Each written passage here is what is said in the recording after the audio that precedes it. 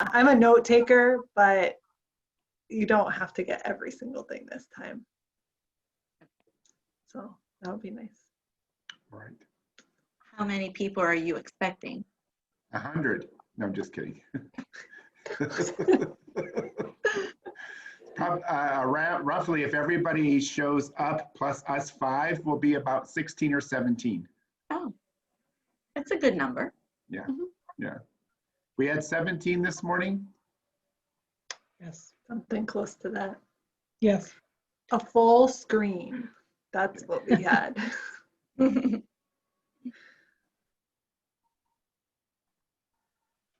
So Karen, I see you said you were a witness. So did you work with Evelyn? Yes. Oh, that's wonderful. So great. She talked me into it. Evelyn can talk you into Everyone anything. can do that. She's Yeah. not one to say Maria. no to. Yeah. Yeah, so my first year I did first grade. Then I did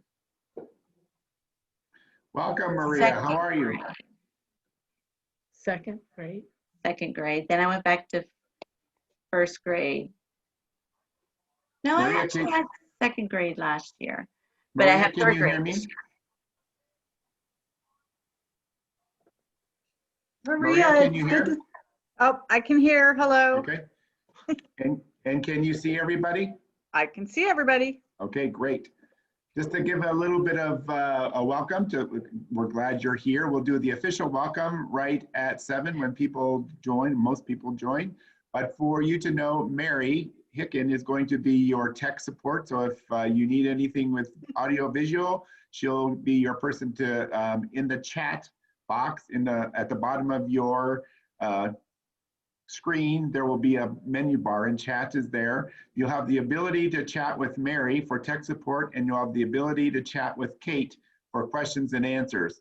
So as we're going through the evening and you have a question and you didn't want to ask it right then, you could type it to Kate, and we're collecting those, and we'll have questions and answers at the end. Perfect. Cool. Okay. So how's the All Saints? Do you see any deer? Are you in the parish? I am in the parish. No deer tonight. But we had our confirmation just a couple weeks ago, and we had horses running in the backyard during confirmation. Wow. Horses.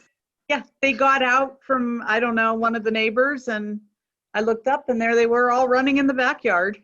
That's crazy. I didn't know anybody there had horses. Yeah, I guess it's a couple houses down. Oh, okay. And I guess apparently they need better fencing. So,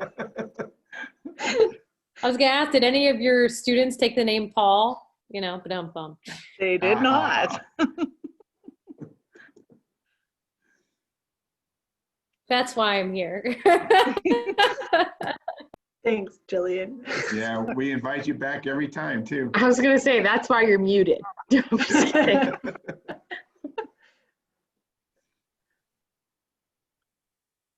Yeah, you'd be impressed with me. I have all 5 of the computers I bought for the classrooms, and I'm sitting here trying to get them all up and running while I'm doing this Zoom. Wow. Yeah, I think I'm gonna stop for the night, but we're getting there. There you go. That's good. Here comes Sue.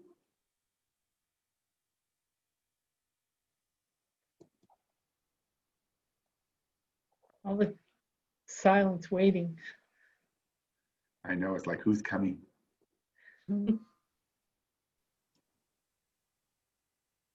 Hi, Sue. How are you? Hi. Good. Sue, this is Dean and Steve.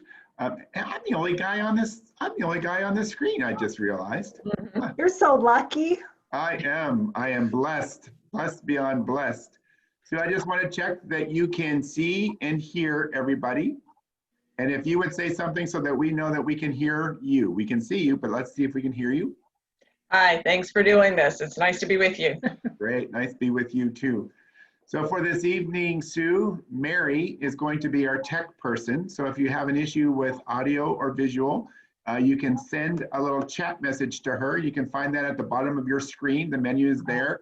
You have the ability tonight, not to chat with everybody, but to chat with 2 people. One is Mary for audio visual, and one is Kate for questions and answers. So if you hear something and you didn't stop and ask a question, you can shoot that question to Kate and she'll collect them and we'll have questions and answers at the end. Okay. As more people are arriving, I will ask people to mute themselves, but you can right now be open. Teresa, welcome. Deacon Steve, thanks for being here. I want to see if we can hear you. So could you say something? Unmute yourself now because you just muted. There you go. Hello, Deacon. How are you? I'm good. Thanks, Teresa. And you can see everybody? Not yet. We can see you. Hey there. Yep. Great. Good. Thanks. Good, how are you?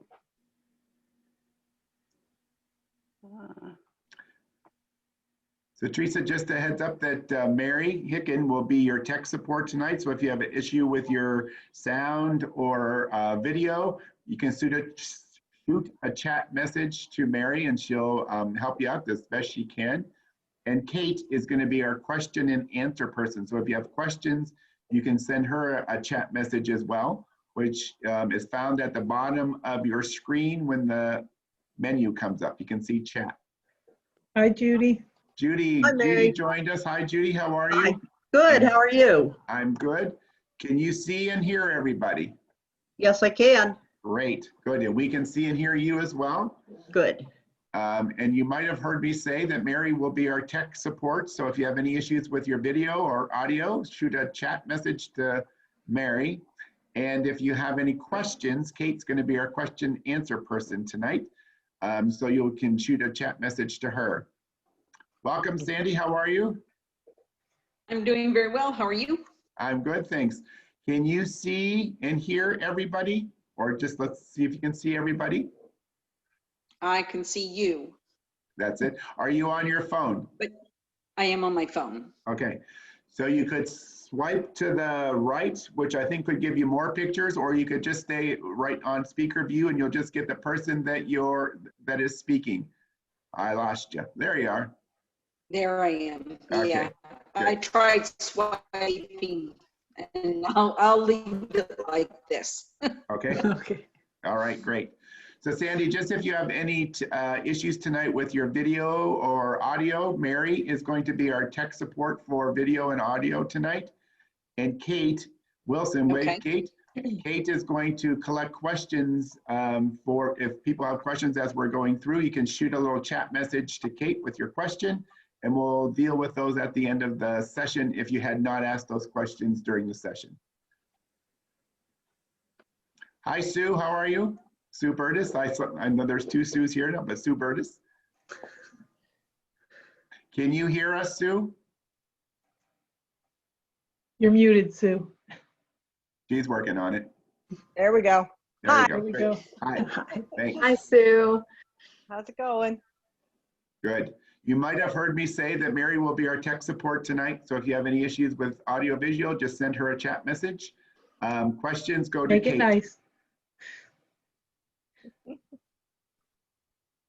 Thanks for bringing Pope Francis along, Sue. I'm all up with happy My wife Pope Francis. My husband got me that for my birthday last year, and this is where I have all my meetings, and you're like the third person to, yeah, I love him. So it's big. That's good. Yeah. Great. Oops. Deacon Steve, you got muted somehow. That was me. My thing moved when I was Mary, trying are you to, trying to You shut me muted up him? already? I was trying to admit somebody, and as I was scrolling, I hit the button wrong. Okay. Sister Ricardo, do you have the ability to turn on video? You'll have to unmute yourself so I can hear you. There's not, Say that's why I'm here, because I don't know how to turn my video on. no, she doesn't have a button to, like, we can ask her to turn her video on and it doesn't come up on her, so she must not have a camera in whatever she's using. Okay. Well, it's good you're here. We're happy you're here. We are very happy you're here.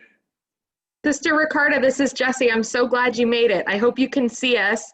I don't know if you're familiar with Zoom or not. You can send me an email if you have any questions, but You also have the chance to use chat. So if you need to reach one of us, you can use the chat feature to reach me or Mary or whoever you need to.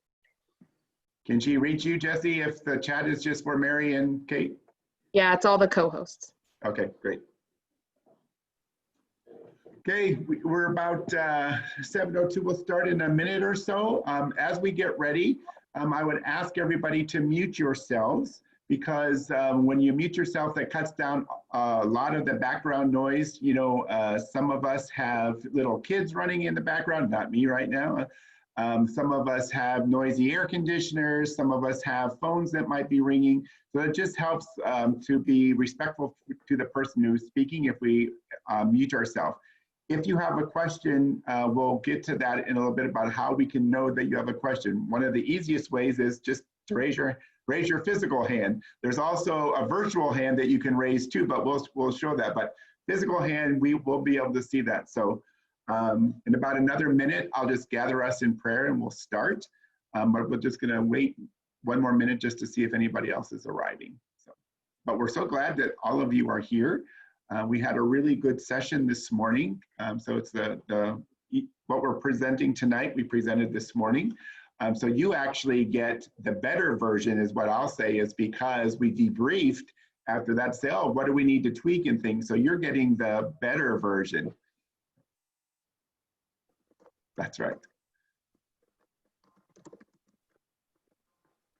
All Meg, right. I think you snuck in on us right around when Sister Ricarda came. So welcome to you too.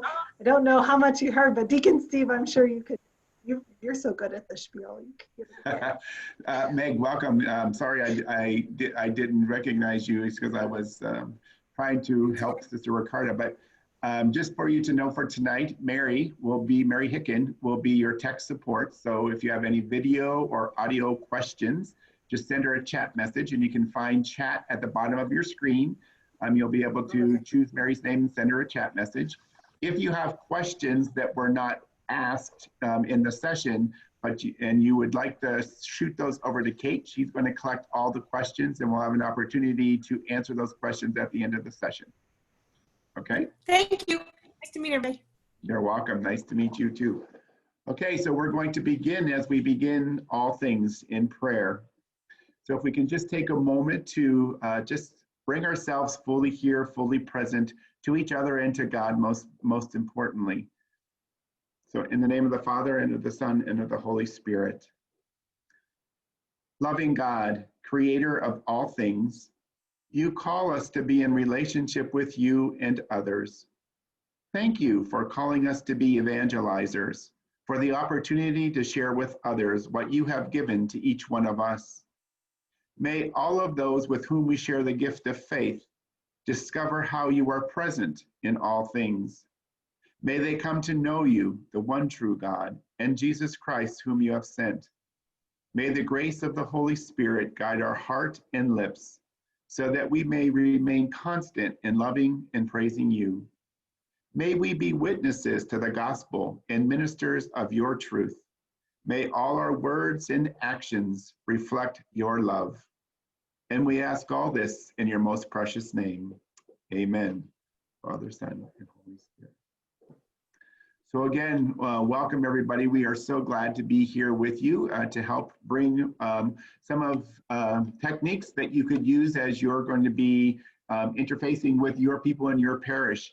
And to kind of walk us through some of the beginning steps, I want to kick it over to my colleague, Jesse, who's going to run through some of the important things that we get at the beginning. So Jesse, over to you. Thank you. Hi, everybody. I'm Jesse Hubert, Director of Faith Formation for Parish Support. We're so glad to be with you all. We are going to get plenty into the nitty-gritty of how to use Zoom. I want to welcome everybody wherever you are on the spectrum of this being your comfort zone or not. There is a place for you here. We've prepared a place just for you, and we welcome you just as you are. Deacon Steve, is there anything you want to say about why we're gathered here tonight, or anything before Jesse, I jump into goals? Yes, thank you very much. You know, we want to start with why. Why are we here? Why are we doing this for you? We know that the personal touch of ministry is very important. And we know that our time right now is a little bit different. A lot of us are away from that physical contact with our students, with our small groups, whatever it may be in our parish, and we're missing it. But We also know that we can do ministry with the human touch virtually. You might think that that's impossible, but no, we can. By learning some of the techniques and things that we're going to be presenting, you'll be able to create some of those connections with your people so that they can stay engaged and you can have that connection with them. We also want to invest in our people. Our people are our most valuable asset. So we really want to invest in them, and which is why we're investing in you. Because we know that when we invest in people, that's going to pay dividends for our diocese, and especially for people's relationship with Christ, which is most important. And so those are the reasons why that we want to do these workshops for you and with you. So to give you some of those techniques to make you comfortable, to create those connections, to create that community that we know is most important in our parishes. So that's the why that we're doing these. Back to you, Jessie. Thank you. So I'm going to start macro level and then we'll move mezzo and micro. So the big picture, our goals for this, so you can hang your hat on knowing why you're here and what you'll leave with. Whatever your comfort zone and confidence level are, in 90 minutes, we hope those things will have grown. We also want to share really practical tools that you can start using these things as soon as this fall if you'd like to. So it's not going to just be high level stuff. We're going to get in the weeds and actually teach you how to use some things. We're also going to present about different kinds of platforms. So tonight it'll be Zoom and Google Meet. Tomorrow, if you join us in the 201 session, we'll also talk more about social media. So you can choose the platforms that work for your people, for your needs, for what you're doing. And we're not just teaching you how to get by. You could sort of fumble your way through and get by, and that's just fine. But we want to teach you how to do Zoom ministry and digital ministry that is high quality, high impact, sincerely meeting people where they're at, as well as being ethical. Child protection doesn't go away just because we're online. If anything, it's just as important. So, and all of this is for the ultimate goal of evangelization and helping our people grow in their faith. So that's why we're here tonight. And then a little bit intermediary. So what are we going to be doing? This, just so you know, you're in good hands. We aren't going to willy-nilly our way through this. We have a plan and we hope to host you through that in a way that feels comfortable, where you can feel at ease and just settle in exactly where you are. So you can see that up on the screen there, going through those pieces. And this is sort of like if we had a meeting in person, and the next point we would say is, here are the restrooms. If you need to use the restroom, men's and women's. I don't need to show you where the restrooms are in your own home or office. You know where those are. But this is like the Zoom equivalent of where are your bathrooms? How do I find my way around? And what if I need something? So Deacon Steve announced that Kate, can you give us a wave? Say hello. So Kate will be available for general Q&A. So if you have questions throughout this evening when we're talking about some of the details of the technology, you can use the chat feature to message Kate. And if you look on the screen, there's a little red circle with a bubble that says chat on it. So if you click on that, there'll be a drop down menu and you can choose names. So choose Kate if you have questions about the technology and the presentation content. We might not get to them immediately, but we'll have Q&A at the end. So we'll either be able to respond in the moment or at the end, but Kate will take care of you if you submit them to her. And then next, Mary, give us a wave. Everybody knows Mary. So she's your tech support. So if something happens and your video isn't working or you can't hear something, Mary is your go-to gal. So you can use that chat feature with Mary as well. So please take advantage of them. They're wonderful hosts. So a little bit about etiquette. This is our first official teaching of the night. It's good for us to help us navigate this meeting together, but it's also good learning for you going forward. So imagine this, that if you had a meeting in person in your parish, rectory, or in your living room, or in your church basement, that when you gather for a meeting in person, there are certain norms about what it means to be respectful and have good etiquette that we don't really need to talk about because we're all adults and we've all been in the professional world and in the ministry world. So we don't need to say things to people like, remember to make eye contact with the presenter, or remember not to be multitasking on your cell phone. Those things go without saying. But in Zoom, we as a culture are still learning what those norms are for etiquette. And also, especially in the past 6 months, those norms have really developed and established themselves. But if you're not in this world regularly, it's understandable that you wouldn't know them. So but the students or the people that you're working with in your parishes will know them, and they will expect them. They'll be sort of the unwritten rules of how to interact with each other. So this is a little bit of that. So you can practice these things tonight. It's a easy play space, practice ground for these couple of etiquette things to keep in mind going forward. Deacon Steve already mentioned mute unless you're speaking. If you're on your phone or your iPad or a desktop, any of those things, the bottom left-hand corner of your Zoom screen, there's a little menu bar, there's a mute and unmute button. And if you tap that, it will mute you or unmute you. So, and it's not just as a respect measure, it is, but it's really practical because if too many microphones are on, it will pick up the feedback and background noise from everybody and it gets a little bit muddled and screechy. So that's a good rule of thumb, mute unless you're speaking. The next is, whenever we see your smiling face, little James Taylor.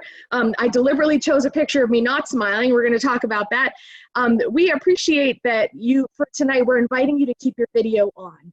Sometimes in Zoom meetings, you'll see some people have their video off, or some people have computers that don't have cameras, and that's okay. If you don't have a camera, we're still so glad that you're here. If you do have the functionality for a camera, we encourage you to keep your video on because that's part of how we build community. It's so neat. We're here across all of the vicariates of the diocese tonight and we're connected. And the video of our face is just one little visual reminder of that. With that, remember that people can see you. If your video's on, they can see you and everything that's behind you. My 4-year-old already told me he's gonna come in and kiss me goodnight tonight, and I told him that would be fine. He said, I just can't stay long, right, Mom? And I said, that's right. So anyway, you'll see Ben later, but be mindful of what your background is, and Kate's gonna talk about that a little bit more later. The last thing, and this is a fun one, so we want to encourage you to use the reactions feature in Zoom. When you're in a meeting, you're with people, you can sort of pick up on their energy and their body language and their nonverbal cues a little bit easier than you can in a Zoom meeting. But there's technology built into Zoom that helps you pick up on some of those nonverbals, but we have to use them. So it's sort of in the bottom right-hand corner of your Zoom menu at the bottom, or if you're on Zoom on your phone, you have to tap the 3 little dots to get the More feature, and then it pops up the reactions. And you can choose a thumbs up reaction. Deacon Steve is using that right now. You'll see it pop up in the corner of his window. You can choose an applause reaction. So this is just a way to signal to the person who's speaking that you're connecting with what they're saying. And when you're presenting, it's actually tremendously helpful to see people engaging with you that way, just to know that the audience is with you. So, so that is that on those things. Let's see, did I miss anything here? I don't think so. Here comes my son. Hi, Ben. I'm in my meeting for work, buddy. Good night. Good night, buddy. I love you so much. Have a good sleep, okay? I'll see you in the morning.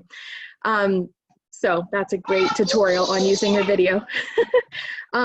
So the last thing that I wanted to say here before I pass it over to Mary is to give you a chance to use that reaction button. So if you learned something new from the etiquette section that you hadn't known before, you hadn't realized was an etiquette or a feature, give me a thumbs up.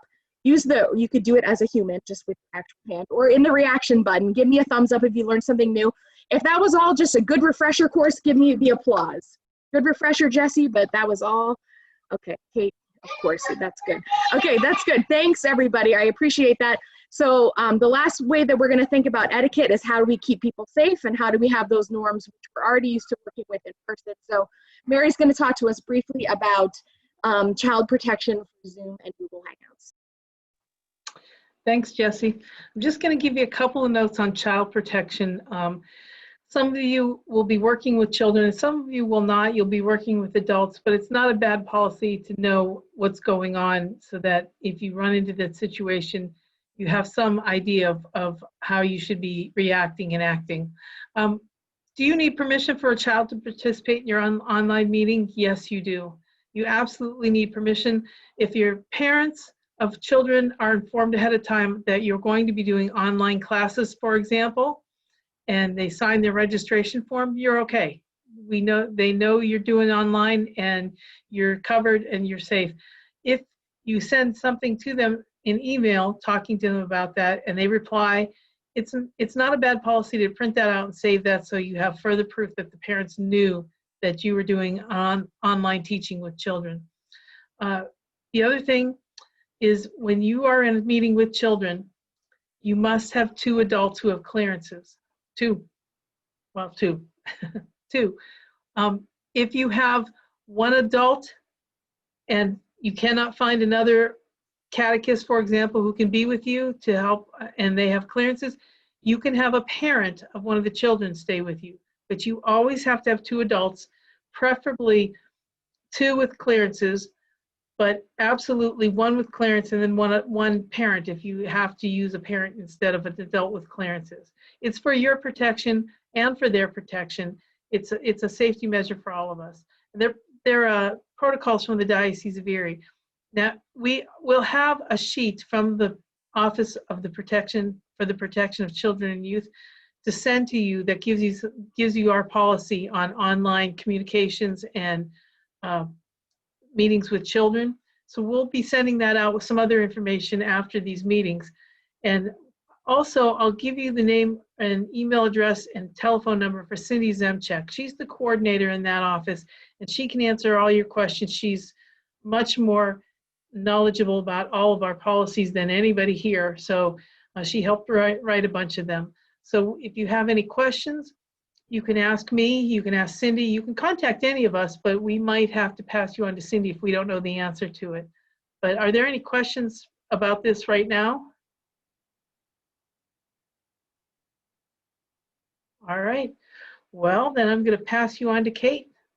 Thank you. Thanks, Mary. All right, everybody, just because I love giving everyone anxiety, this is your first pop test.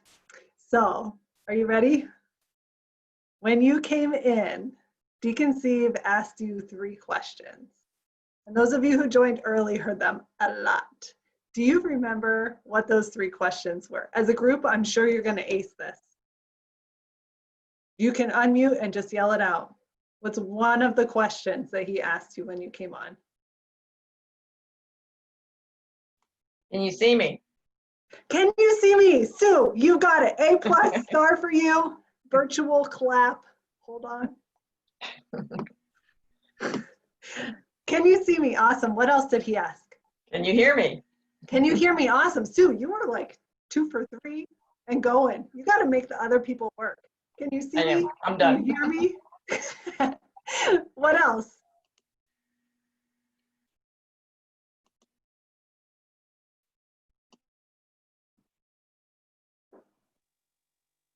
Can you talk so I know I can hear you? Right? Can we hear you? Can you hear us? And can you see me? And these 3 things are the key to taking a mediocre, just getting myself through Zoom, to the total next level. I'm going to break them down for you. They're going to be super easy. Some of you may kind of have this video conferencing thing under your belt and it's easy. Others may be a little bit unsure. And so all this information coming at you quickly, because we'd like to give you a lot, can seem a little bit intimidating. But you don't have to be intimidated because this is recorded. So you'll be able to watch it as many times as you want. And we're going to send out an email to you. What do we say, Mary? Like by the end of the week, early next week, with all kinds of handouts that remind you of the things we're teaching today. So first question Deacon Steve asked, can I see you? There are 3 things that take your video from like okay to amazing, and they're really easy. First one has to do with your camera. Your camera will work amazing if you keep it at eye level and you stay about 2 feet away from it. So 2 feet, 18 inches away. If you're on a phone, you might need to be a little bit closer, but that'll keep your head a normal size. If you get too close, I'm just scary. And if you put your computer or your iPhone on your lap and then you try and angle it up so your face is in there, watch what happens.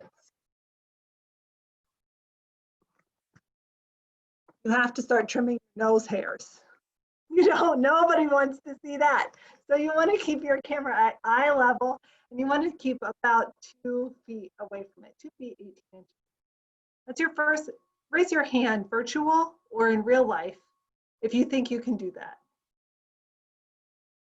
Oh, see, you guys are amazing. You're going to be Zoom and Google Meet bosses by the end of this. Second thing to keep in mind, lighting. Even professional people would tell you that this alone can make the hugest difference.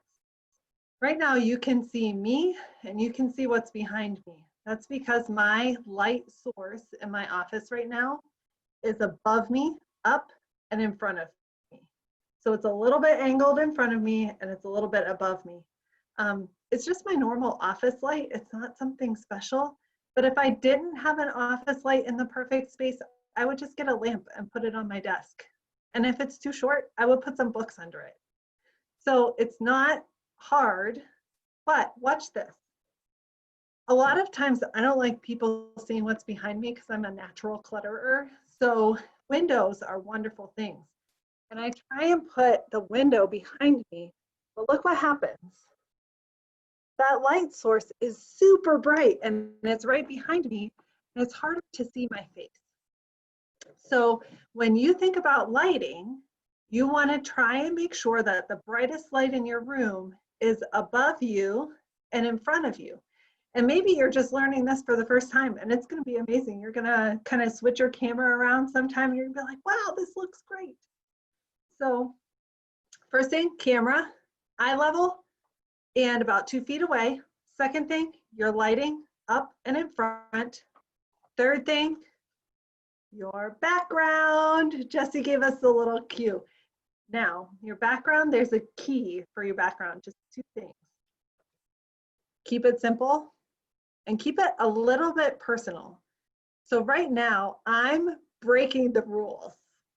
So my background wins for simple, but there's not really much here. There's a wall. I could improve my background status. Maybe if my wall had some nice wallpaper or something, it'd be great. But if you look at my good friends, Deacon Steve and Mary, there are a couple of personal things behind them. I'm not talking super personal, but Mary's got a nice little jar there that maybe was a gift from one of the kids that she taught. And see, it's true, I made a guess. But you can learn a little bit about Mary from the things that she has in her office. Deacon Steve's got a welcome to the porch sign in the back, and he's just really adamant about welcoming people in and giving them a space to be and to be together. And that's a little piece of Deacon Steve that I learned from his background. So 3 things you've got to remember. Your camera, eye level, 2 feet away. Your lighting up and in front of you, and your background. Keep it simple, but give it a little something personal. If you think you can do that, can you please give me a clap? You can do it virtually or in person, whatever's easiest for you. Oh my goodness, we're gonna have Zoom aficionados and Google Meet aficionados all around the land. Sister Ricarda, thank you for that. It's so exciting to see a reaction from you, even though we can't see you in person. Okay, so first question he asked was, can you see me? We got that under control. You all are gonna be able to do that, no problem. Second thing, he said, can you hear me? This part sometimes confuses people. If you want other people to hear you, your microphone has to be working. So first thing you need to check is your actual device. So give yourself some time to do an audio check. Right now, I'm going to show you a fun little place to do that on Zoom. If you take your mouse and you hover over the bottom, you're going to see the button that lets you mute yourself. And there's a little tiny arrow right next to it. If you click that arrow, you're going to see a section of that box that pops up that says select a microphone. And it has a couple options. Usually, if your microphone's not working, picking the other option is your best choice and it'll solve most of your problems. Second thing I want to show you in here, if you want to test and you don't have a friend that you can call, you can always call me. But if you don't want to call me because it's 3 o'clock in the morning, you're going to click the test speaker and microphone button. And it's going to ask you questions that are really simple and just walk you right through. And if your microphone is set to the wrong thing, it'll automatically switch it for you, which is a neat thing. So that's my first cue for you for a microphone. You can move your mouse outside of that box so you can see all these other lovely faces now. But as you think about, can somebody else hear me, check and make sure that microphone is on the right setting. And the second thing is take some time to make sure that the space around your iPhone or your computer or your iPad is clear.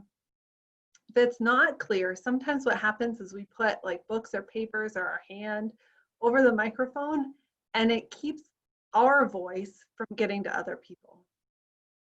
So those are two quick tips for can they hear you. Now you want to hear them. How are you going to hear them? This sounds crazy, but I almost did it today. First step, if you can't hear somebody, check your computer volume. Really, honestly, do it. It's like checking the electronics when you call the help desk. You gotta unplug it, replug it back in. So make sure your computer volume's up.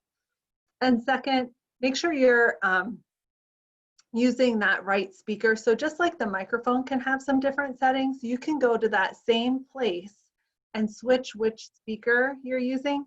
That happens a lot if you're not just using a computer, maybe you're using a headset or something, and the headset maybe isn't turned on or isn't hooked up.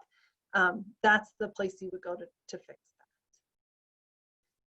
You guys are amazing. Thank you for hanging with me. Thanks for walking through that. If you have any questions, feel free to give me a heads up. And I'm going to hand it back to Deacon Steve, who is going to give us a little bit of a tutorial on how to actually make a Zoom meeting that other people can join in. Thanks, Kate.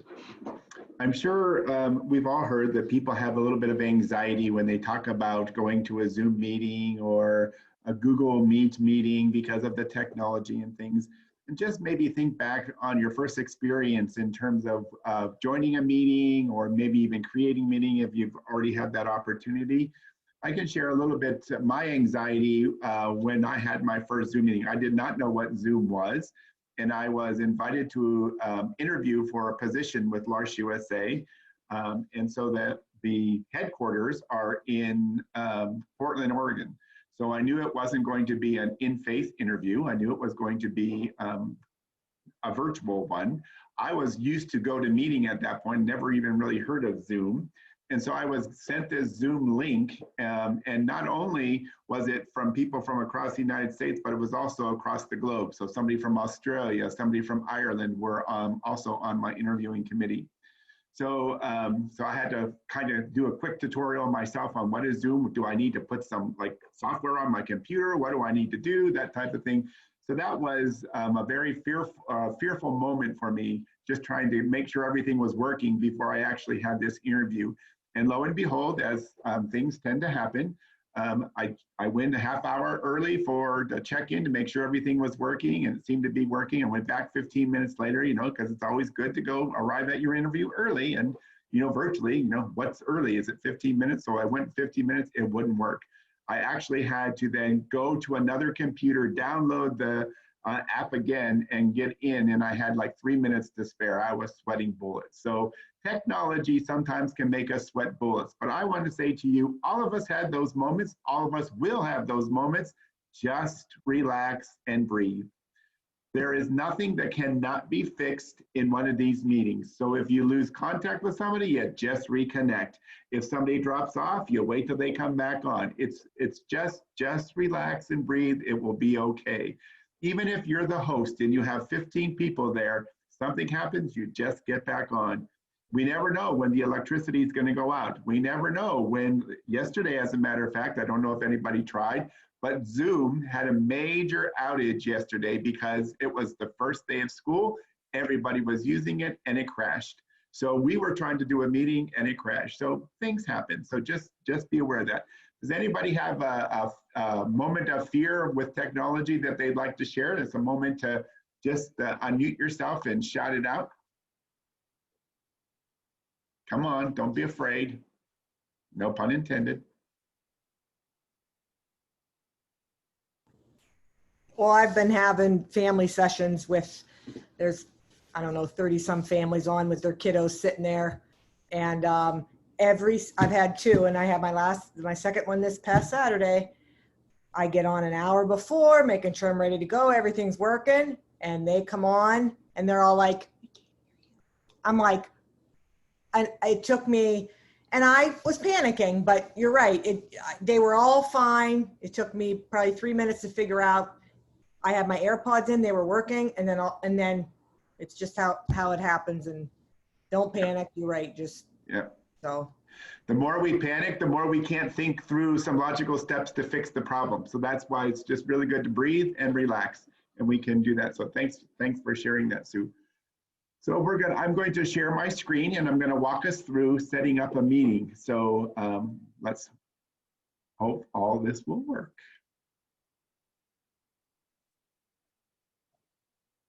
Can everybody see my screen? All right, and I need to move. And I'm going to go, if you have not signed up for a Zoom account yet, the first place you will go to is zoom.us. And that's going to give you, and I'll take us there now, and I can show you what is on that page.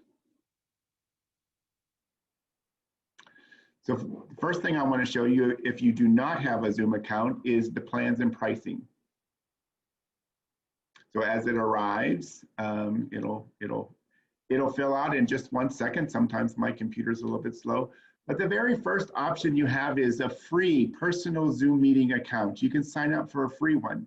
Now, please know that there are some limitations with this free one. What you need to have to be able to access it is an email address. So if you have an email address, and preferably if you have a work email address, that's the preferable one to use. But you could use a Gmail account too, if that's what you have. But the free account is free, but you have, the limitations are you don't have as many of the facilitation tips and tricks and things that they have with the paid accounts. So like, we'll get into this a little bit at the end of this. You'll see a poll. So there's an option for polling. There's an option for breakout rooms and things. You're not going to have those on the free account, but you can still maneuver pretty well in the free platform. There is a limit on the time of your meeting. So a meeting can only last for 40 minutes, and you can host up to 100 participants. And you might be saying, wow, my classroom's an hour and a half. Well, maybe you could readjust that, especially based on the age of the kids. Or this is another option with the free account is you can restart a meeting as many times as you need. So if you're at your 40 minutes runs out, you can restart another meeting. So there's an option. Now that's a little, you have to jump through a little bit of hoops, but it's an option, it's there. So there are other options are paid accounts, and you'll get more of the tools with those accounts. An option could be that because Zoom has been very generous in this era of pandemic, and especially if you're a place that is doing education, they're waiving the 40-minute kind of limit to your meeting. And I know that right now, some of the, as we're going longer and longer into the pandemic, they're kind of putting more checks and balances in place. So if you are saying that you are a place that's doing education, they might want to check that, you have to list, okay, well, what school are you with? I don't know if Zoom would accept, I'm doing a parish religious education program. They might. That might be something that you could try. So you would just need to be in contact with the Zoom support people to ask that question. But then the other options are then the paid accounts. So it's $149 a year for a license for great small teams, and then it kind of goes up from there. And the most expensive one is $200 a year for that license, and gives you all kinds, which I don't know if anybody would really need that option, but those are the options for getting a Zoom account. So, and you'll hear another option after I'm done with Mary, and she'll talk a little bit about Google Meet. We're going to walk through now scheduling a Zoom. So again, the first thing you need is a Zoom account. You go to zoom.us. You sign up for whichever one you need. You'll have your email, which will be your login, and then you'll have a password, and then you're able to get in. Then you go to schedule a meeting, and you'll see this screen. The first thing is the topic, and it's my meeting. Now, that comes already pre-populated in there. You can choose to name it whatever you want. So if you have religious education grade 1 or small faith sharing group or whatever that may be, you can name the topic of your meeting so people understand what it is when you're sending out the invite. You could also do a description. That's optional. You don't need to. But if people generally know you're going to be scheduling a class or a prayer service, whatever it may be, you just need to really put the topic in and people will get it. Then you want to say, okay, well, when do I want this meeting? So the first option is always the day that you're in. So today is August 25th. You see August 25th there. If that's not the day that you would like, you would just click on the calendar, which is in between the date and the time, and the calendar pops up. We now know that we are at the end of August. So if you say, well, I need something next week or 2 weeks or 3 weeks, you just click the arrow to the right and it takes you to the next month. You can also go back to also see other things if you need to, but to schedule a meeting, you would go to the right. You can pick your day. So let's say I wanted to pick September 8th. And then I want to know the time. Just drop down menu. You can have your time there. I want it to be 4 o'clock in the afternoon. There's also the option for AM, PM. I don't want a 4 AM meeting for sure, so we'll say 4 PM. And then duration. So you have this again, the drop down arrow. It's preset for 1 hour. You can choose all the way up to 6 hours. If you have a 6-hour Zoom meeting, please don't invite me. That would be a long meeting. So you have 1 hour, and then you can choose the minutes in there in 15-minute increments. So again, depending on what you need, you can do that scheduling. But also remember, if you're doing the free one, you will only get the 40 minutes. So just to have that there. The next is the time zone. And you might think, well, why is time zone there? We're all on the East Coast. We're all in the Erie Diocese. Well, it's important because what is selected here is sometimes the settings get switched and you could be doing Mountain Time and you think that you're scheduling Eastern Time, all of your meetings will be an hour or 2 hours behind. So just to know that the time zone is an important thing. If you happen to be scheduling a meeting with somebody outside of your time zone, you just need to worry about that your time zone is correct, because it will automatically populate the correct time on the person's calendar when you save the meeting and send out the invite. This, generate automatically the meeting ID, that's the numbers that you would use to join a meeting. So if you lost your link or something, but you happen to have these numbers, if you go onto this page at the very top, you see join a meeting. If you clicked on that and typed in those numbers, you would be taken to the room. So there's that option if you lose the link. Security. So as of September 27th, Zoom is going to require everybody to have a password or a passcode to get into a meeting. So it's generated automatically right here, but because it's generated because the passcode is checked. If I uncheck that, it would go away. But to check it, it comes back. Now you'd say, well, I don't want a bunch of numbers to be my password. So you could come up with a cute little password and you would just name it great meeting. If I could type, it would help. Well, you can only do meet because you can't do those. So whatever the limit is, but you can pick your own password there. Waiting room. A waiting room is very important because it helps with hospitality. What does that mean? Sometimes you're, as Sue said, she joins, an hour early and she might be there and the camera is on and things, but she has things to do in her office, or you might have things to do in your office. So you're walking around and your chair is basically empty. So as your participants are arriving, they see an empty chair and nobody there. And they might think, oh, did I get the wrong time? Is the meeting over? Did the meeting get canceled? Whatever. So a waiting room is very important to provide that hospitality. And as you experienced today, that as you were arriving, I tried to welcome each one of you individually, and I tried to say your name, and I tried to see if you could hear me, and if I could see you and you can see me, those types of things. So that gives you the options when you have that waiting room checked.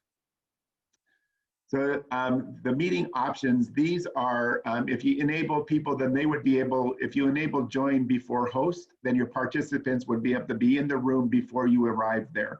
It's not usually a good thing to set unless you're doing a team meeting. Like our team, because we work together every day, sometimes I'm a little bit later than others, so I would check that they're able to join the meeting before I get there. And sometimes they start the meeting before I get there. So especially if they want to talk about me, that's really what they do.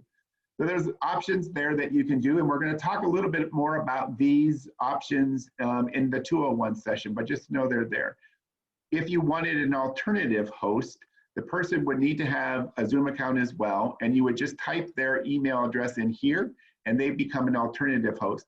All of the directors right now are co-hosts or alternative hosts on this meeting.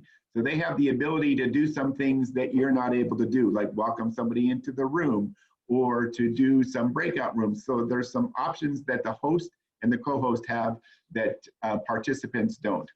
So after you select all those things, you're going to come down here and you're going to click Save. And it's going to take you to the next screen. And the next screen is where you can get the, send out the invites. There's Google Calendar, there's Outlook Calendar, and there's Yahoo Calendar.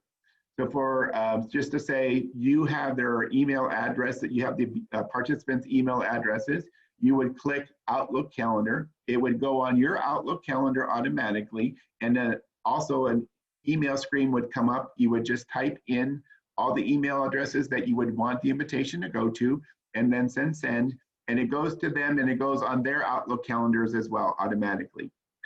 If you think that they might not have any of these calendars, Google Calendar, Outlook, or Yahoo, you would just come down a little bit more and show copy. There's a link right here that says copy invitation. So if you click that, it will copy everything. It will copy the invitation that you have and created, and you're able to save it, and then it'll you copy the URL and send it in your regular email. So that's what you would do with that.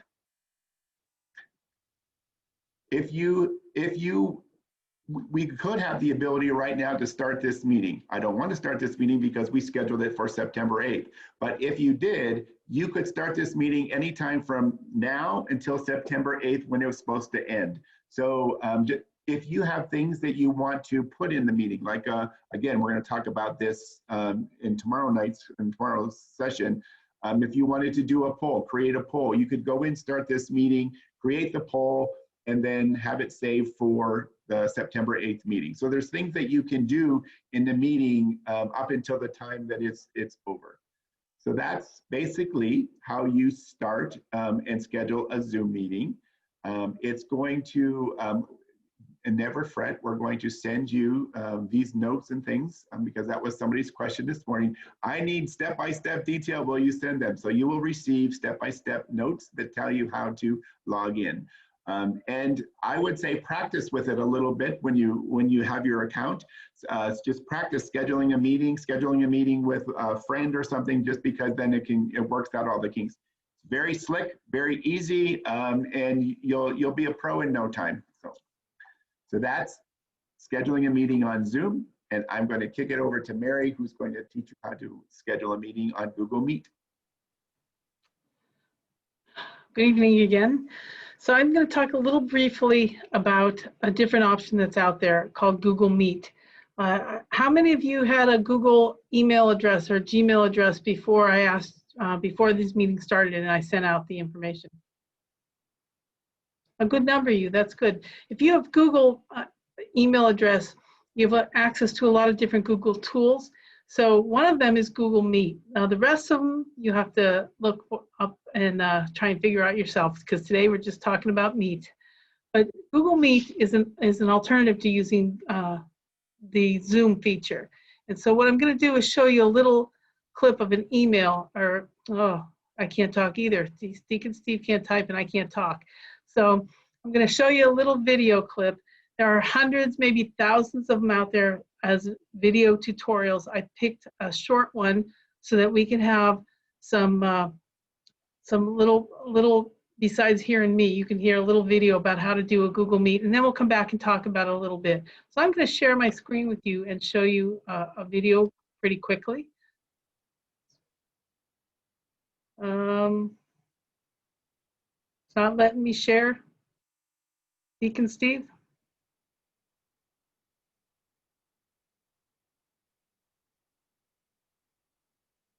Thank you.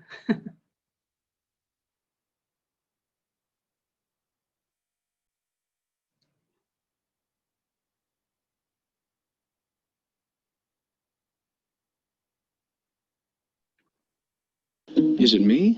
Or does it seem like 5G is a little out of their wheelhouse? There it is. It's like connect the dots. Oh, that's Sagittarius. True first needed something more exciting. Hey everyone, in today's video, I'm going to show you everything you need to know about Google Meet. I'm going to stop. We're going to stop, guys. It jumped to a different Google Meet when we paused. Can you just backspace where you were? There we go. Yep.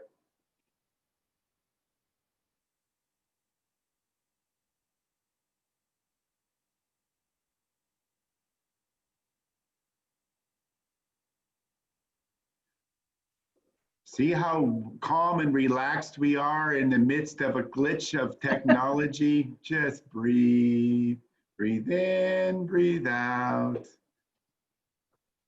Mary might not be breathing so easily, but we are. No, I'm not. So we're going to try this over again.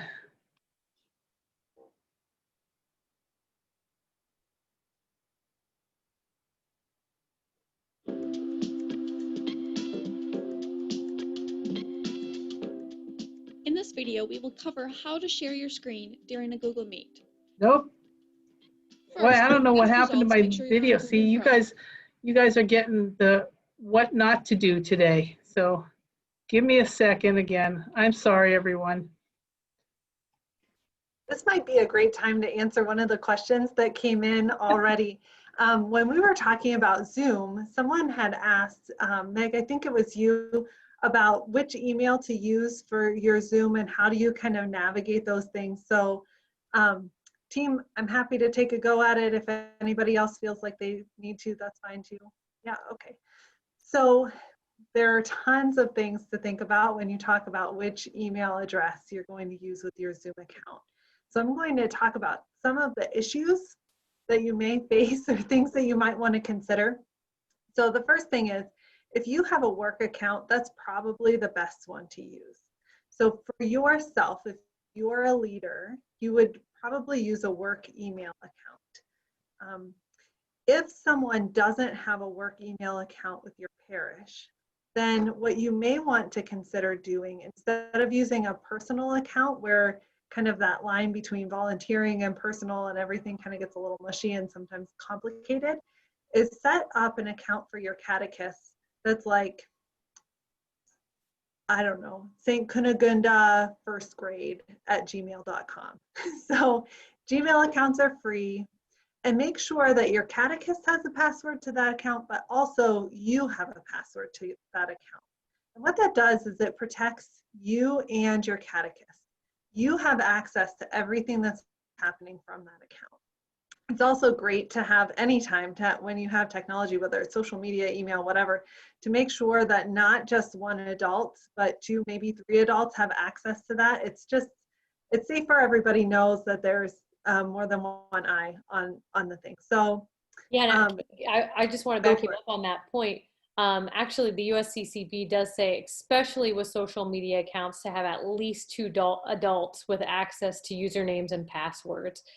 So just to reemphasize, if you're not in that boat, so no one's going to come down on you, but that's just kind of the best practices that we're told to do by the USCCB. And really what that does is it protects you. It protects you and your catechist. That you know everything's okay in that account, and you have a couple of people who can really vouch for that. So my first suggestion would be a work-related account. If that's not there, make one on Gmail or Yahoo or something that more than one person has access to. If that's really not possible for you, then a personal account might work, but it's just, there's so much gray area, so we kind of discourage a personal account being the one linked to Zoom. We also had the question about, so Zoom costs money, can I just share the account? And if you look in Zoom's terms and conditions, they say, actually, no. you need a separate account for each user. Now, does that mean, like, if Mary has the account and she's going to be at each meeting, even though she's got a first grade catechist and a second grade catechist and a third grade catechist with her, that's okay, because Mary, as the owner of that account, is at each of those meetings. She's using it. But if a catechist, different catechists are sharing without overlaps in persons being present at the meeting, that's not okay. Anything else I'm missing, team? And Meg, did that answer your question?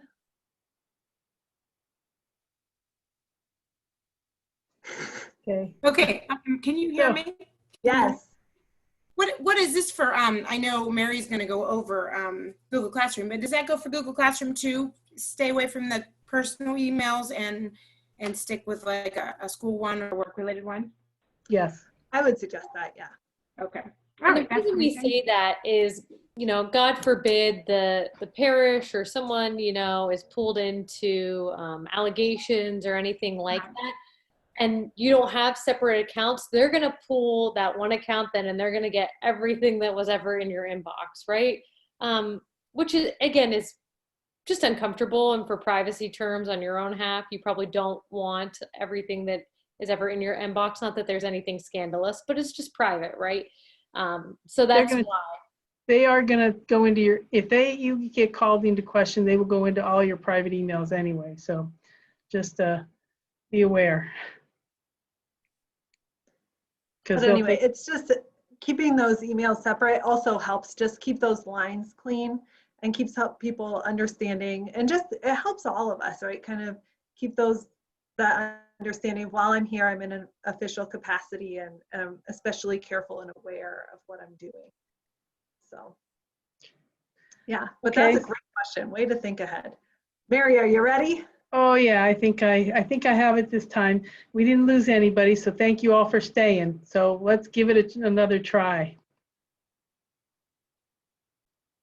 In this video, we are going to see how to host a meeting on Google Meet. If you want to learn how to join a meeting, please watch the video, How to Join a Meeting on Google Meet. There are two ways to set up a meeting. You can start a meeting right away, or you can schedule a meeting. We will cover both.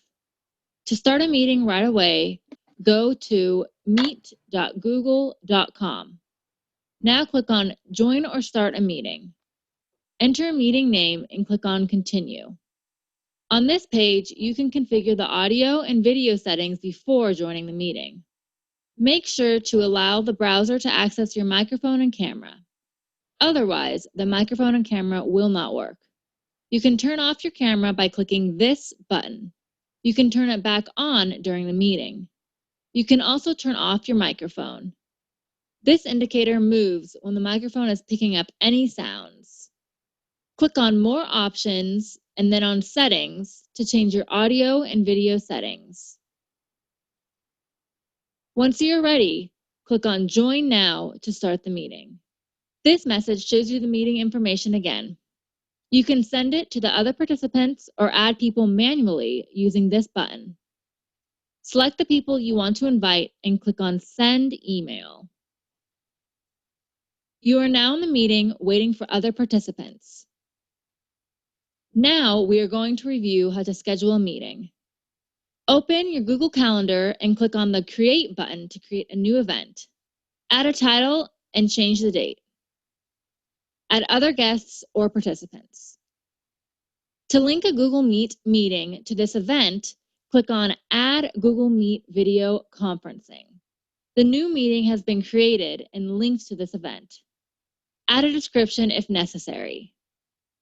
Finally, click on the Save button. When you're asked to send invitation emails to other guests, click on Send.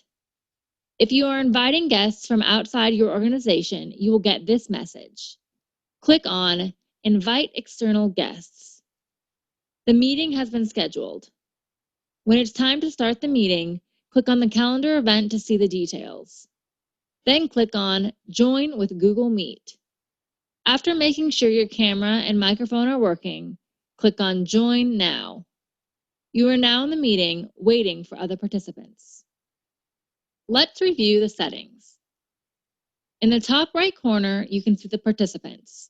You can also add people to the meeting here. Click on Chat to send chat messages to everyone in the meeting. On the bottom, you can find the navigation bar. Click on More Details to see the meeting info. Click on the microphone button to turn it on and off. Click on the camera button to turn it on and off. You can also turn on captions by clicking on the Turn On Captions button. To share your screen, click on Present Now, and then on Your Entire Screen. Now select the screen you want to share and click on the Share button. Your screen sharing session has started. The other participants will be able to see your screen until you stop sharing it. To stop sharing your screen, go back to the meeting and click on You Are Presenting. Then click on Stop Presenting.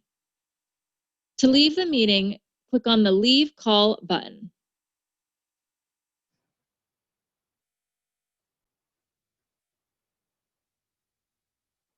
Okay, so we're back. So you saw we had a little mix up there, and it's going to happen to you all. You all had some, we were talking about that earlier, and none of you guys left. And hopefully all of you guys were charitable enough to think, okay, Mary's not a total goofball, but thanks for sticking it out with me. So there's a couple different things I want to tell you. That video was a little bit older, it's a couple months old, and they've actually updated Google Meet since then. So it might look a little bit different when you're in there, but it's a great option to try. And if you haven't tried it yet, what I'd like you to do is I'd invite you to try it sometime in the next couple of weeks and invite me to a meeting and I'll work with you through it. So there are some advantages to Google Meet. Zoom has a limit of 40 people for the free option. Google Meet has a limit of 100 for the 1 hour, and the Zoom has 40 people or 40 minutes. See, oh my gosh, I need to go home. Zoom is 40-minute meeting for the free version. Google Meet is 1 hour for the free version. So you can have 100 people for an hour. If you have a small Christian communities meeting or a meeting aside from kids, sometimes you need that hour. So when you're with kids, you might be done after 40 minutes and that would serve you well. But if you have a meeting where you need to go a little longer, the Google Meet has an advantage in that. There are price plans that give you more options. That they're called the G Suite, and they're about $10 a month per user to start. So you can get more options from Google Meet by doing a paid plan, just like you can with Zoom. So, however, again, if your class isn't going to exceed an hour or your meeting, then you could probably stick with Google Meet. Now, tomorrow night, if you're signed up for that session, we're also going to go over the sharing your screen a little more, and I promise it will go smoother than tonight. But other than that, are there any questions about Google Meet that I can answer before I hand it off? Go ahead, Sue. Do all participants have to have a Gmail email address in order to participate in Google Meets? No, they do not. The person who's using Google Meet to start it has to have one, but you can invite anybody with any type of email. Okay. And then do those folks have to download anything in order to be able to access it? No, they don't have to download anything either. They can just go right to it. So there are a couple other options out there that some of the leaders have told me they're using. One is called Cisco WebEx, and another one is called Jitsi.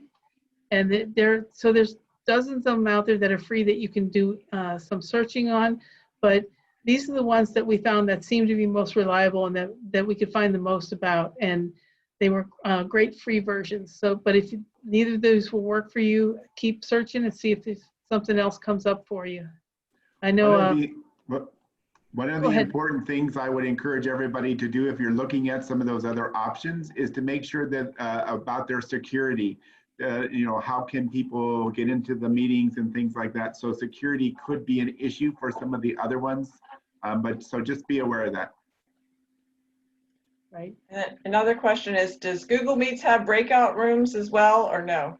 The paid versions does not have breakout rooms yet, but they're working on that. They've been upgrading it, so they will soon, but it will not be in the basic version. It'll be in one of the paid versions.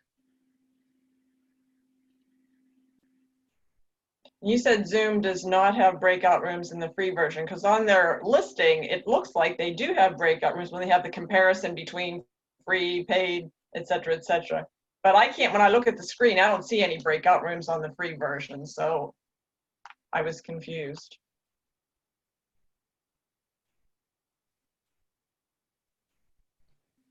I haven't seen any breakout rooms in the free version either, so if it's listed, I'm not sure, because that functionality hadn't worked with those.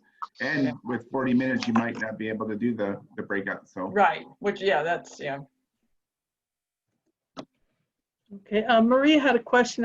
She said if you're doing Google Meets for students who are working a class from home, do they each have to have their own Gmail account?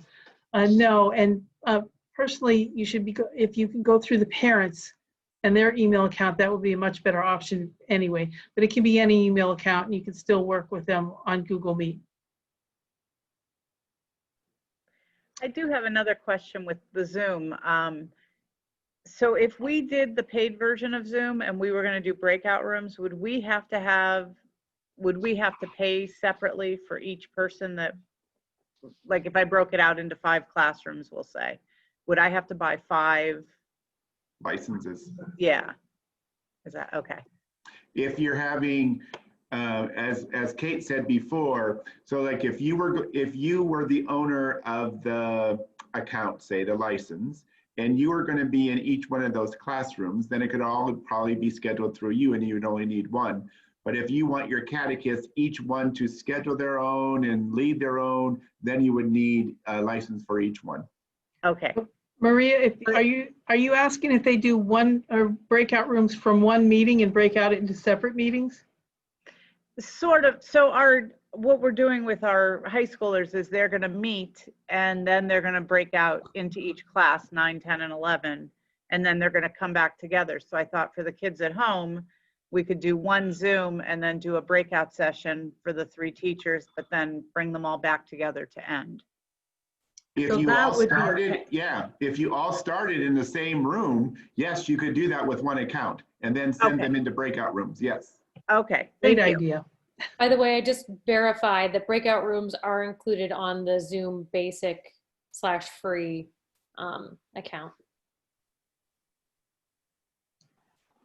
One other creative financial option is that you can save money if you order a 12-month subscription for Zoom. But if your program is going from October to April, or it might be more cost effective for you to go month to month if you're, rather than paying for months that you don't think your catechist would be using it. Teresa had a question, and actually the next part was Kate was supposed to be moderating the Q&A, so we'll keep this going. But Teresa, I saw you had a question. Yeah, so if you do the breakout rooms, do you have to have 2 adults in each of those rooms as well? Yes, you do. Yes. Okay. So if they have a parent who's willing to be in the classroom with them in a breakout room, that would work okay.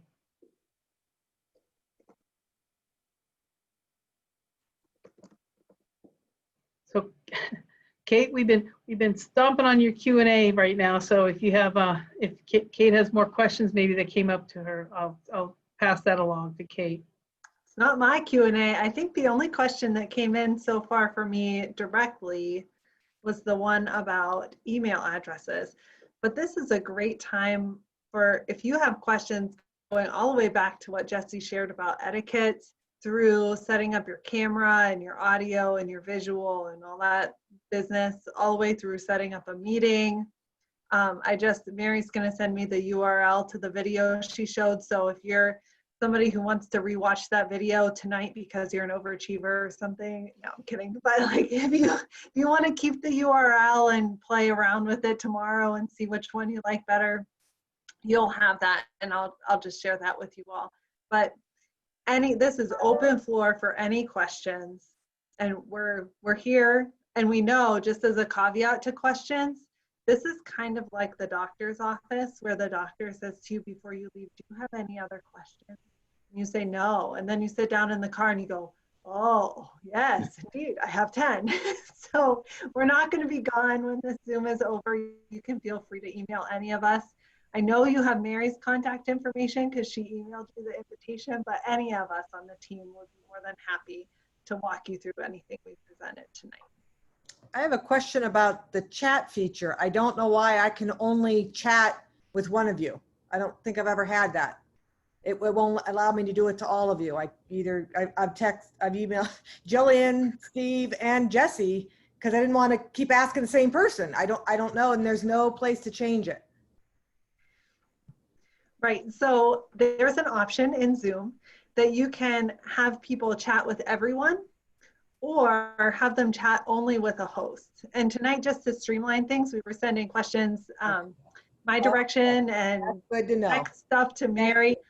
But yeah, so I'm glad it worked for you.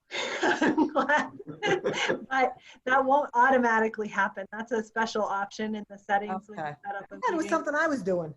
No, you were 100% right. Yeah, I told you I told you the host has more power than you think.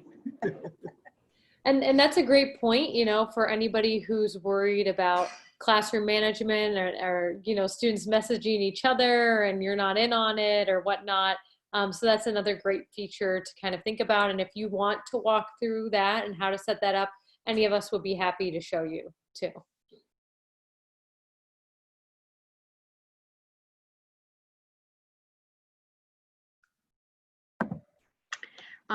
Kate, I'm so glad you opened the floor to go all the way back to the etiquette piece, because I had something that I forgot to include earlier.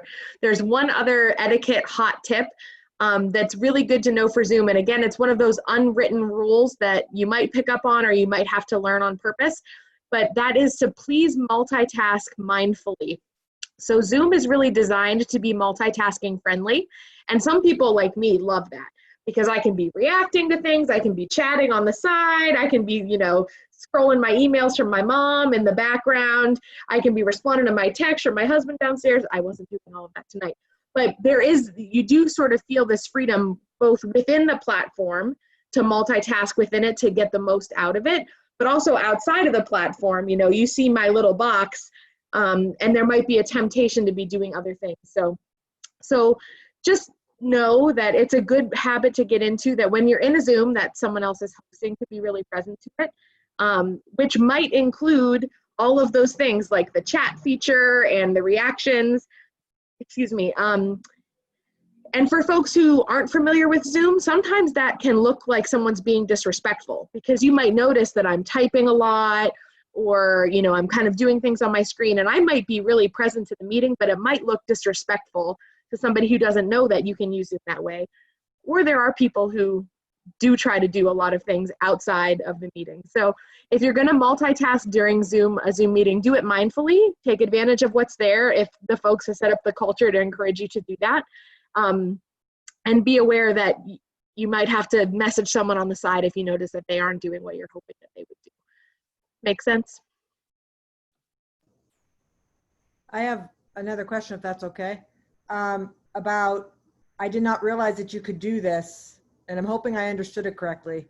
The co-host, okay, so when I schedule these meetings, I'm actually teaching what I'm doing, plus I'm trying to let people in. I didn't realize that someone else can be, I'm like, admit, and we're on this scripture, admit. I mean, I didn't realize that you could I'm like, did I understand that right? Yes, that's a wonderful, wonderful thing is that, and so that's how our team kind of works. We have people doing background things. So we were even talking about in the 201, if I'm going to be talking about something, it might be Kate who actually might be sharing the screen, showing you what I'm talking about, so that I don't have to be doing both things. Great. That's exactly right, Sue. Okay. So Sue, if you wanted to find that feature, you would go to you would click on the participants button at the bottom of your screen. And there's a list, even now, if you click on that, you'll see a list of everyone in this meeting. And some of them don't have anything after their name. Some of them will have co-hosts and one will have hosts. You may see 3 little buttons. If you kind of like, if you hover over a name, you may see like a more option or 3 little buttons. If you click that today, you won't see the option because you're not the host, so you don't have the power to make somebody a co-host. But on another day, if you are hosting a meeting and just want to play around with it, that's where you're going to find the co-host option.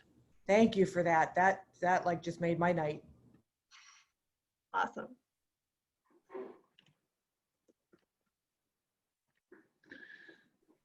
Any Just other to say, questions? I just want to say, Meg has something else, so she has to leave. She doesn't want to be rude, and so we'll say thank you and for joining us. And if you have any questions, don't hesitate to contact us. Right. Thank you, everybody. Thank you. One of the other etiquette things is that when we're doing virtual meetings like Zoom, using your hands, showing your hands is a very good way to connect with people. And so if you notice, when people arrive on Zoom, they either wave, or when they leave, you can't say goodbye enough because you don't know, am I going to be last? Am I going to be first? So bye, bye, bye.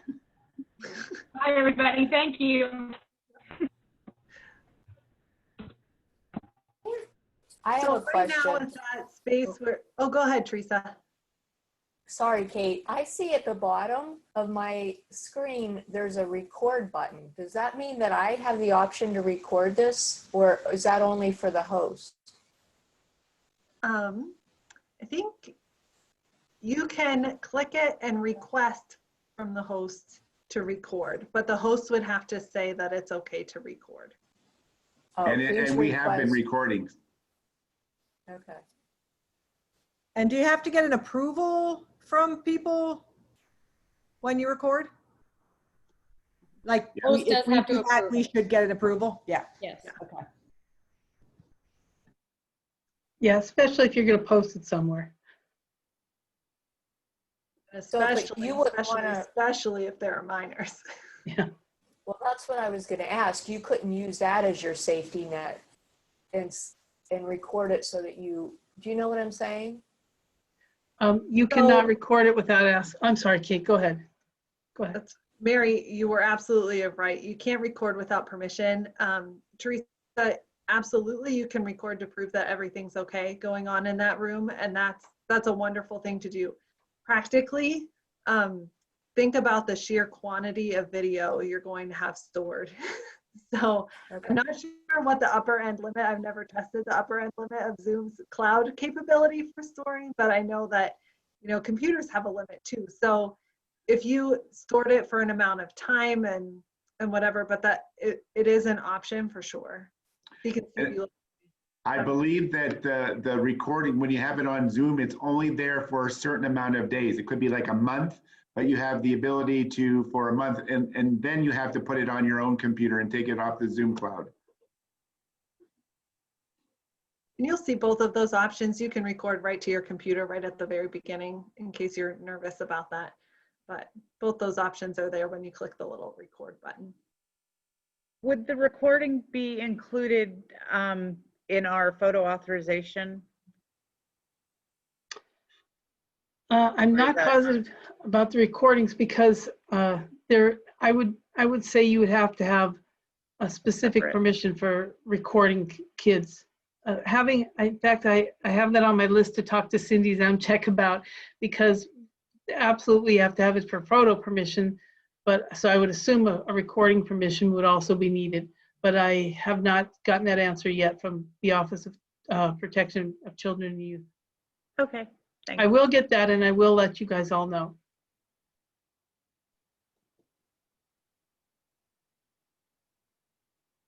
So as we say that we've recorded this, are you all okay with it being recorded? Thumbs up, yay. Jesse, are you taking minutes? Yes. Is it poll time? She is. Yes, it is poll time. Yeah. Poll time. I have a question. Let's say a student's absent and we record it. Can we just send it to that particular student to watch? If it's just you, but if there's other students in the video, you have to have their permission. Their Okay, yeah, parents. but I would assure the parents that the only time we would use it if somebody was absent, and we would send it just to that student. So that would be okay. Something that might be another option is to find a way to share it so that you keep the electronic copy of it so that nobody else can have it on their computer and then share it with somebody else. Does that make sense? So if you're, if they come in and watch something, or if you share and then ask them to delete or something, just to make sure that that doesn't get accidentally shared or given somewhere else, that would be okay. Yeah, that makes sense. Thanks. I have a question, or not a comment, I guess more of a comment. You know, I understand the idea about recording, but I think that there's also that danger of when you're in a class and you're sharing these very deep thoughts or questions or whatever, and then it's being recorded, I think that stymies a little bit of the honesty because of just what you had said, Kate, you know, where else could it go? Where else can it be?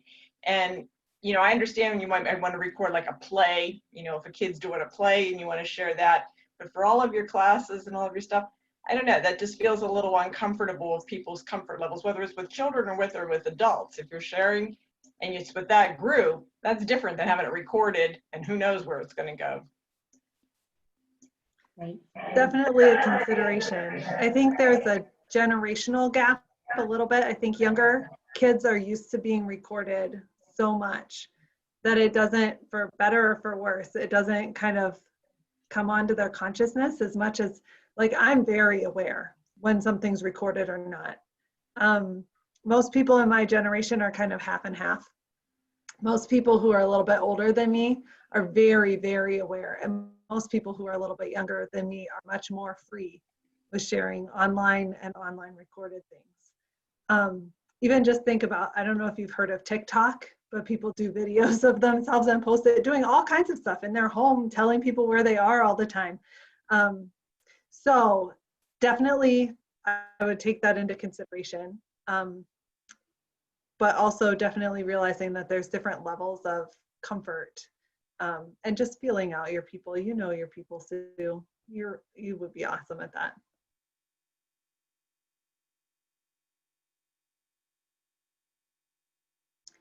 Any other questions from anyone? All right, then I'm going to bounce it to Mary.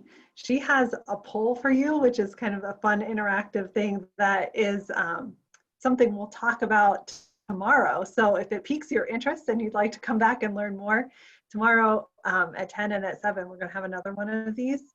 But Mary's going to kind of do a little introduction now. Okay, we have the poll, and this is one of the options in Zoom that I think Deacon Steve talked about it just briefly in the beginning.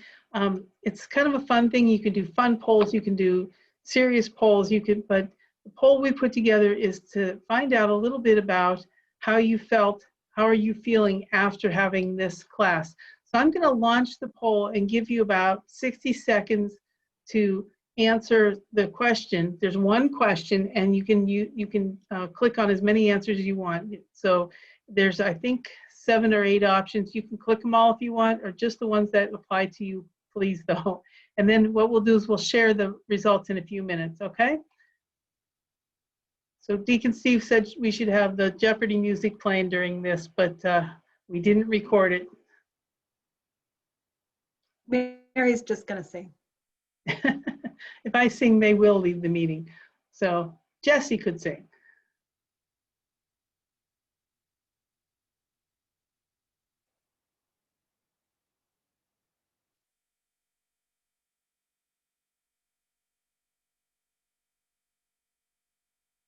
While you're reading the poll, it's telling me how many people voted. We're up to 0. So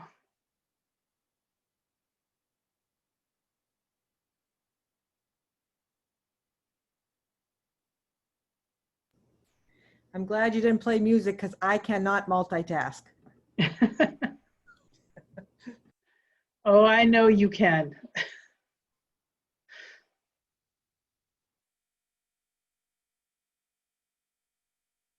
So we're just waiting for a couple more. So we'll give it a few more seconds so everybody can finish it out.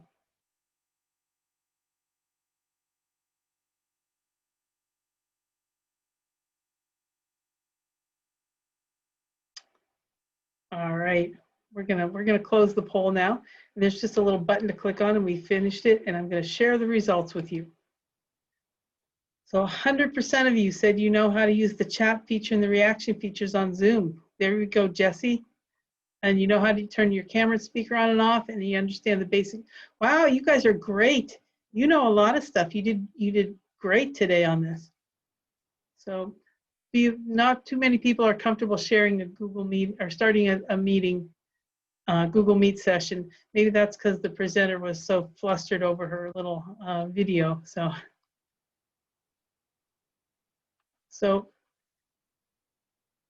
anyway, the poll will give you a lot of information about what's going on, or like I said, it could be something fun. Deacon Steve does some great fun polls for us when we have our morning meetings. So I will kick this back to Jesse now to wind this down. Thanks, Jesse.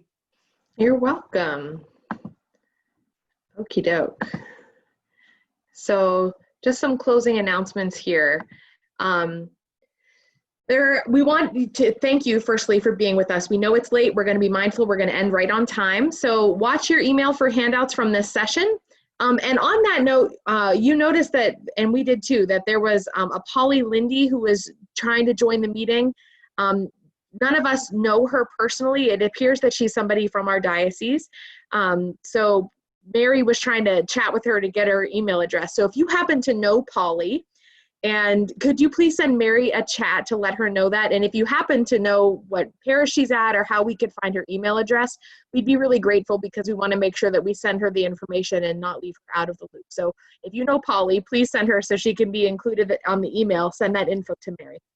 And then thank you for your consent. You can watch the video of this Zoom on our website. That's another great place if you think, oh my gosh, I have so-and-so catechist or other leaders in my program or leaders of my small Christian communities who could really benefit from this. That will be publicly available for them to use. So please take advantage of sharing this content. We'll let you know when that's live. We thank all the folks who joined our 101 sessions today. Our 201 sessions are tomorrow. There are 2 of those. So it's basically the same kind of content, only a little bit deeper. We're going to talk about breakout rooms. We're going to talk about polling. We're going to talk about some drawing features, a little more with Google Meet. So you could join either at 10 a.m. tomorrow or at 7 p.m. It's the same both times. Mary included those links for you in the email that she sent you. But if you need a link, feel free to check with Mary. It was helpful for us to have the RSVP to know who to expect. But at this point, if you think, oh man, there's somebody I really want to invite, you have our permission to share the link with them. We just want folks to get this content and to feel supported. It's very important to us. And then lastly, this stuff is really good, nuts and bolts, but all of this is to the end of evangelization and again, helping people grow in their faith. So next week's workshops are going to be really fun. Tuesday, Wednesday, Thursday of next week, we have different application workshops where we're specifically going to talk about how do you do ministry? How do you do welcome and belonging and community building over Zoom or over social media? How do you make that happen? And we'll have sessions for 6 to 12-year-olds. So if you minister to folks that age, 13 to 18-year-olds, 19 to 35, and adults for adult faith formation. So again, Mary has all of the links for all of those. If you've changed your mind, you decide you want to log into some of those, you have those in your email or check in with Mary for the links. So any questions on any of those announcements? Okay, well, thank you all for being so gracious. Deacon Steve's going to close us in prayer, and we're going to end right on time, y'all. Thank you, Jesse. I just want you to know we gather for prayer every morning together as a team, and we pray for you every day. So we pray for the work that you're doing. We pray for our diocese. We pray for our pastors, especially during this time. all the leaders and things. So just to know that you are held in prayer, and we take that very seriously. Also, we really we really do rely on the Holy Spirit in guiding our work. So when we were coming up with these workshops, we really prayed and discerned, is this the way the Holy Spirit is leading us? So we're trying to be guided by prayer and by the Holy Spirit to provide things that will be helpful to bring people to Christ. So we want to close as we began in prayer, we will close in prayer. So just if you take a couple of cleansing breaths and bring ourselves here. Just know, just all the tiredness that we might be feeling or the crinks in our neck, just let it go. In the name of the Father, the Son, and the Holy Spirit. Heavenly Father, we thank you for this opportunity to connect. Even though we might be miles apart physically, we are together in one spirit. We rely on you to guide us, to lead us, to be our shepherd. So help us to be the instruments that you want us to be. Help each one of us bring people to Christ, bring people to you. So continue to energize us and be with us as we continue your work and our work. We ask all these things in your name. Amen.